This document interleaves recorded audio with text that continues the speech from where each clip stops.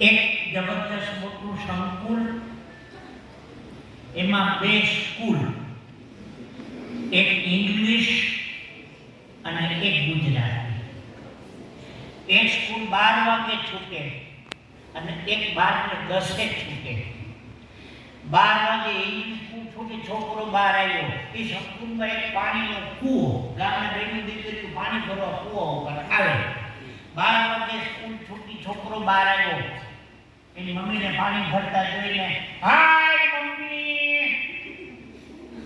ઓલી મમ્મી રાજી થઈ, જોયું ઇંગ્લિશ મમ્મી.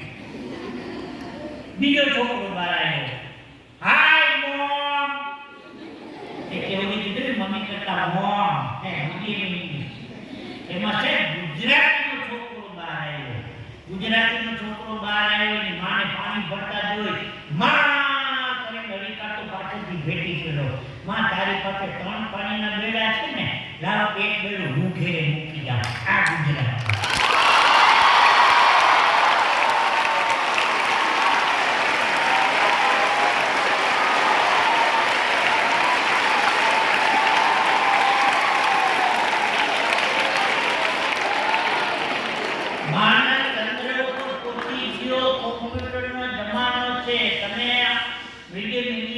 ભણો પણ આપણી મૂળ ભાષા ગુજરાતી ભૂલાઈ ન જાય એટલું થોડું ધ્યાન રાખજો.